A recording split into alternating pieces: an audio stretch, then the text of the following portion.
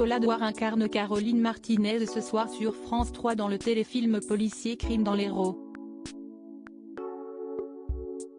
En octobre dernier, Siesti dans un tout autre registre que l'actrice de 43 ans collaborait de nouveau avec France Télévisions. En effet, elle prêtait sa voix pour un documentaire diffusé sur France 5 et consacré à son très célèbre et regretté père Patrick Douar. On y apprenait notamment que ce dernier aurait pu ne jamais pointer le bout de son nez.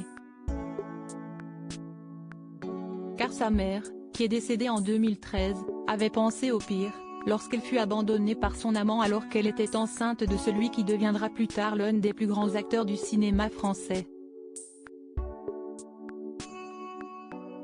Mado a voulu se suicider avec toi dans son ventre. Puis t'avorter. Toute ta vie, tu t'es senti rejetée, a narré Lola Douar dans ce documentaire, en s'adressant directement à son défunt papa. Ce dernier ne semblait donc pas le bienvenu.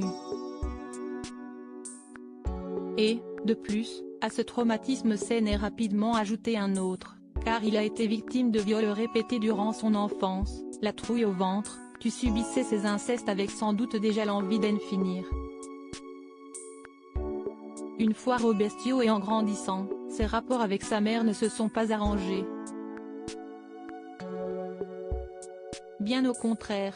Ma mère, Siesti vraiment une des choses les plus atroces qui puissent exister, déclarera-t-il une fois adulte et acteur reconnu, en ajoutant que lui ainsi que ses frères et sœurs étaient devenus pour elle une foire aux bestiaux.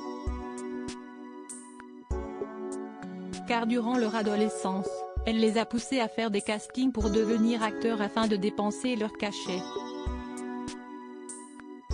Le domicile familial, Patrick Douar finira par le quitter à l'âge de 20 ans.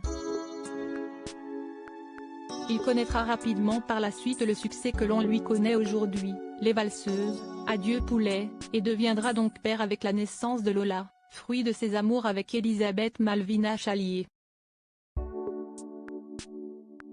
Il aura aussi une fille prénommée Angèle, née de sa relation avec Miu Miu. Mais celle-ci finira par le quitter pour Julien Clerc.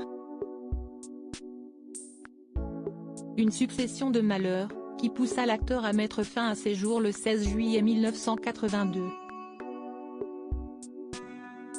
Un destin tragique,